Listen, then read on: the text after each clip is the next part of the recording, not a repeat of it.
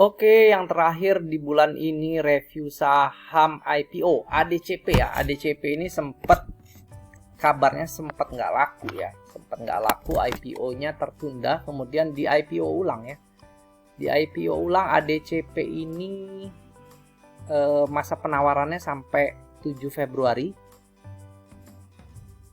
Penawaran umumnya 15 sampai 21 Februari.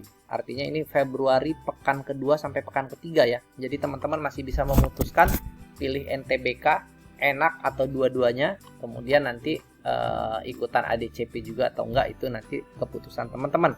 Tanggal penjatahan 21 Februari, listing tanggal 23. Listing 23 Februari ya. 23 Februari hari Rabu. Oke. ADCP ya, mungkin teman-teman tahu Adi Karya ya, Adi Karya di bidang infrastruktur. Kemudian ADCP ini adalah karena ini cukup besar, dananya yang dibutuhkan cukup besar, sekitar 8 miliar. Oh, ini jumlah lembar sahamnya.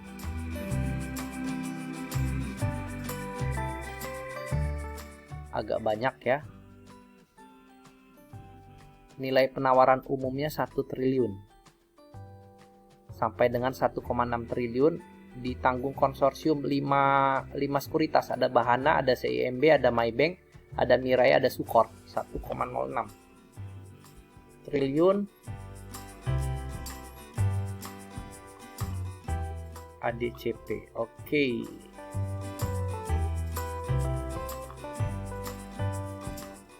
Informasi apa yang bisa kita dapatkan dari prospektus ADCP? 99% Adikarya. Oke, koperasinya 0,005. Kemudian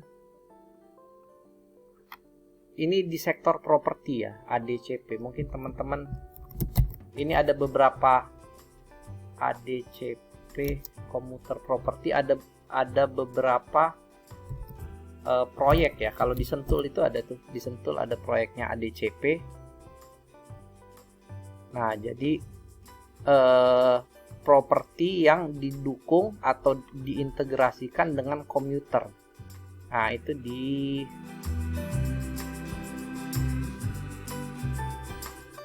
ada beberapa proyek ya ADCP yang dia terintegrasi dengan jaringan komuter ya,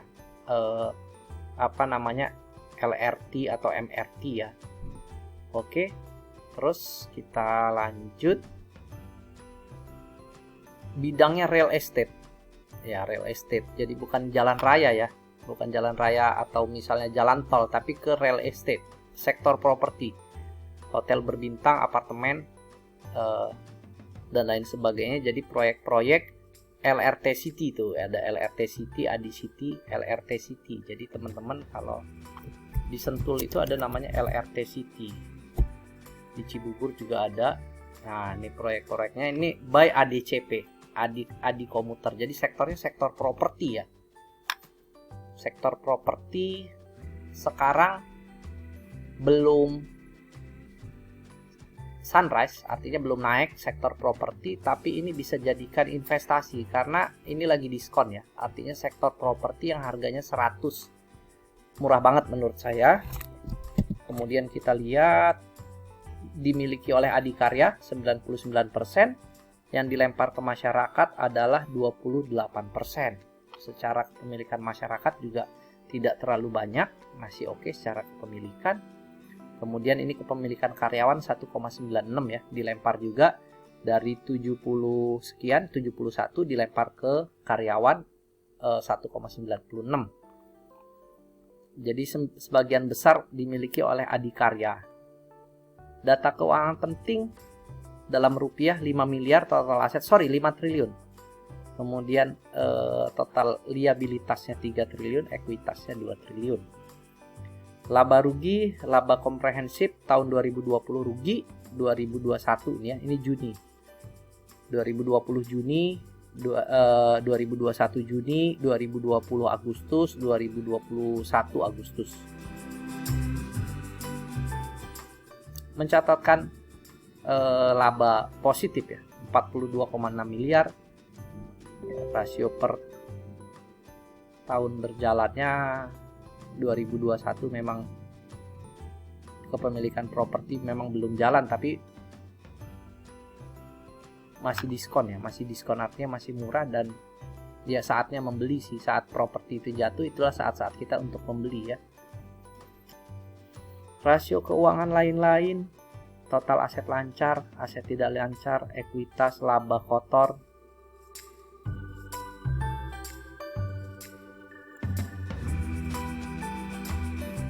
Punya perusahaan anak, kepemilikan 99%, MGCP.